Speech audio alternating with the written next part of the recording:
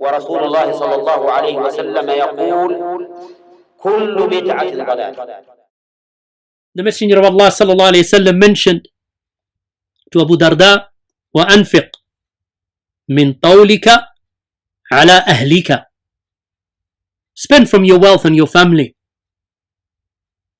And this is a tremendous advice from the various advices of the Prophet ﷺ to Abu Darda, from that which he commanded with and that which he prohibited him from, that one is to spend upon his family. So spending on oneself is obligatory, and spending upon one's family is obligatory likewise. It is something that Allah subhanahu wa ta'ala has mandated and obligated, and He is to spend, and you are to spend upon everyone that you are obligated to support, such as your wife and your children, those among your children who have no earnings or no means of attaining for themselves provision. And likewise, meaning that your children who do not have the ability to earn for themselves except that you provide for them, and likewise your parents, that you provide for them because they have no other provision except from you. And likewise every other relative who is an inheritor, meaning that if you were to pass away, he'd inherit from you.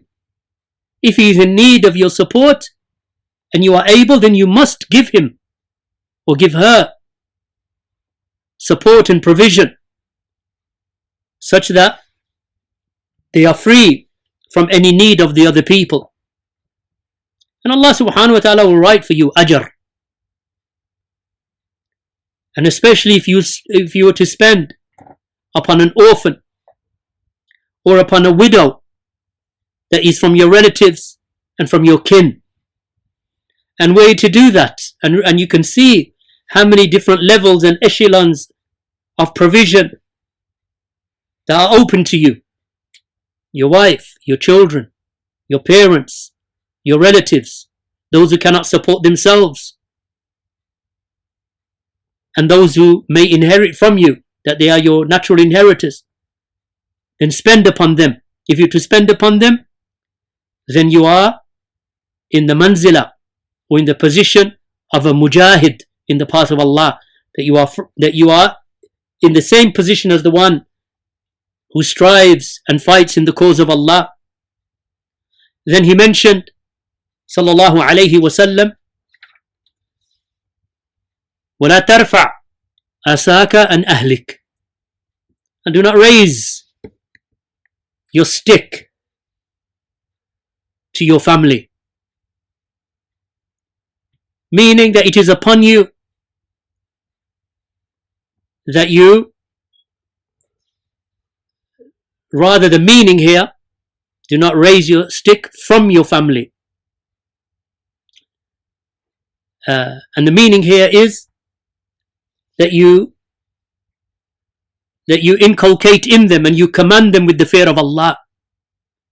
Meaning do not raise your stick from your family. Meaning do not remove your duty of care over them. Do not remove your duty of responsibility over them. Meaning stand over them. This is what the Shaykh has mentioned, that this is the meaning of it. That you command them with the fear of Allah. If you see from your family something of a shortfall, that they are falling short in the obligations, or that they are committing and they are falling into that which Allah has prohibited, then tell them to fear Allah.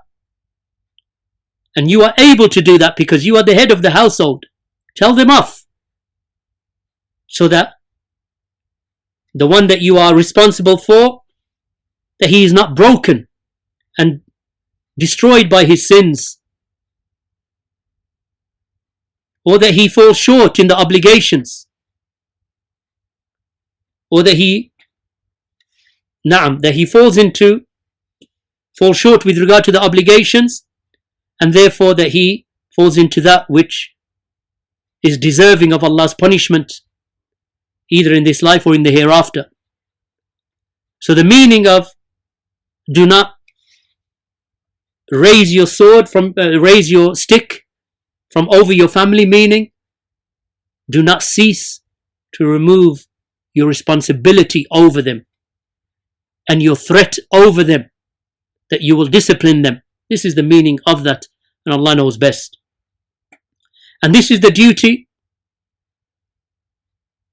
upon every head of the household. This is what he is to do. This is his duty and his right. He is the Sahibul Bayt, the head of the household. And I'll add to that, Barakallahu feekum, and say to you, my brothers and sisters, that there is no need here to strike or to hit your family or to beat them. There is no need for that. Rather, admonish them when they do wrong and teach them. And don't wait for them to fall into sin, as many of you do, that you only seek out and you only reach out when you see that your children are sinning. But actually, as the scholars have mentioned, prevention is better than cure. So the preventative measures in terms of education and cultivation are important, that your children are disciplined before they fall into sin, so they know how to avoid sin. So you warn them from sin and you warn them from evil.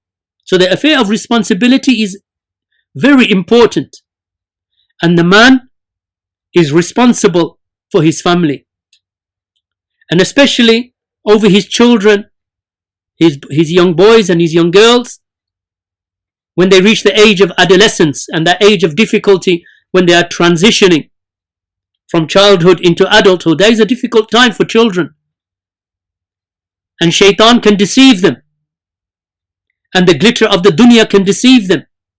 If you are a young child and you are listening, meaning that you haven't reached the age of adolescence, then expect that to come to you, and those difficulties to play around with your mind and your perceptions.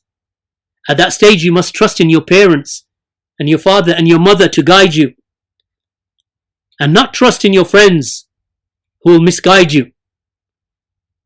Trust in your parents and the people of knowledge, because when that time comes of adolescence, you will need to know how to behave. So my brothers, the elders or the parents who are listening from among you, your children are in need at that age, at that delicate age, in that transition period between childhood and adulthood, that age of puberty and adolescence. They are in need of teaching and guidance, that they are warned before they slip. Not that they slip and then you pull them out of the ditch. Don't let them fall into the ditch in the first place. And likewise, youth amongst you who are listening, don't fall into the ditch, don't slip and then expect to be pulled out. Don't slip in the first place. Prevention is better than cure. And as for the rest of your children, those who are older or those who have reached maturity, then likewise the responsibility of enjoining the good and forbidding the evil from them does not cease, and likewise encouraging them and teaching them and staying close to them.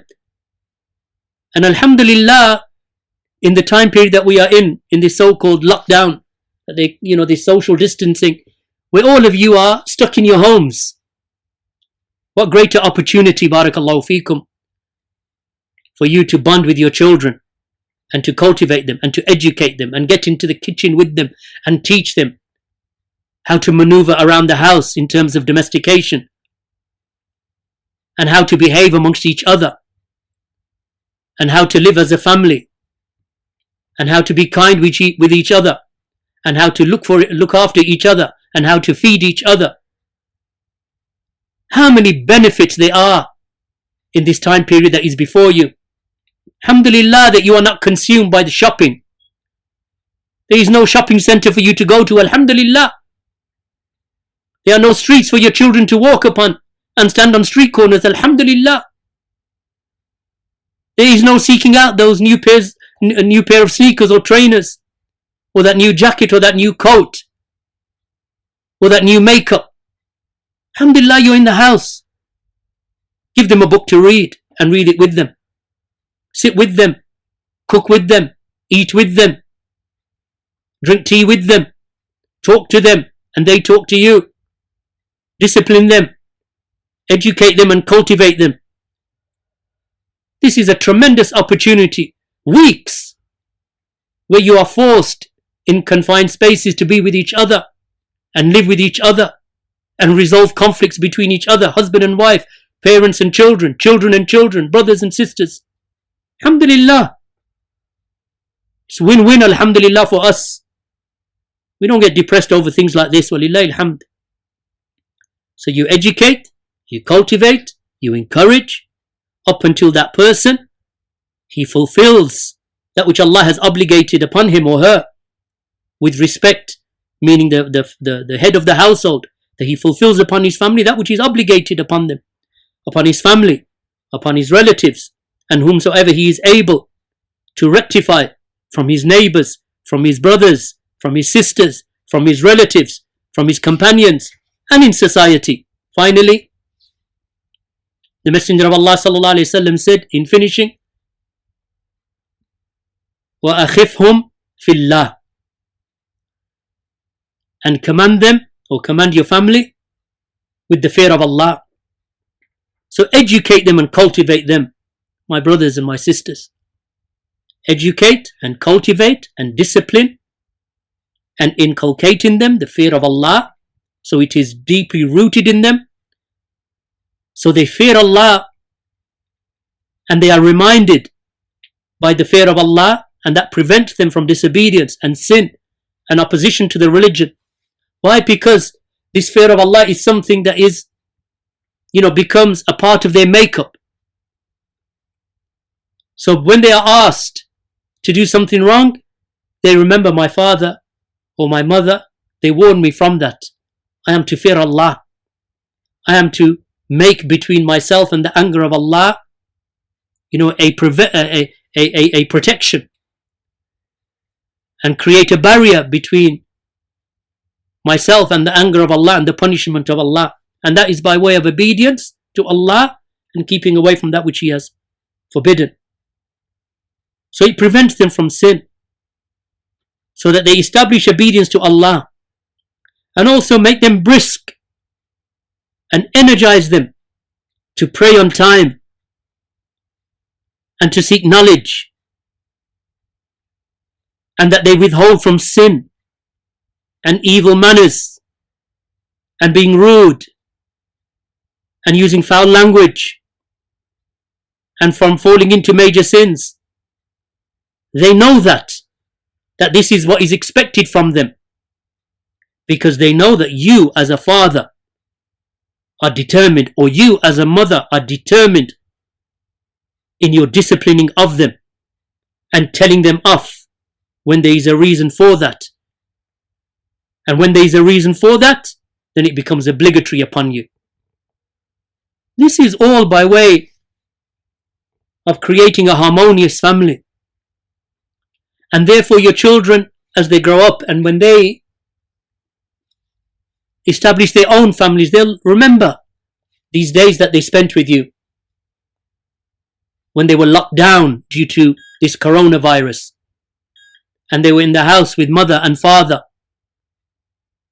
and that they learned and they became very close to each other, and they were cultivated and educated, and that you spent that time teaching them and disciplining them and educating them such that they loved Allah and they feared Allah and they hoped in Allah, and they didn't want to commit sins, and they don't want to commit sins, and they want to face Allah with nothing but righteous deeds and a clean heart and a sound heart. Isn't this what we want for ourselves and our children? So these are tremendous pieces of advice from the Messenger of Allah sallallahu alaihi wasallam to one of his noble companions, Abu Darda radiyallahu anhu.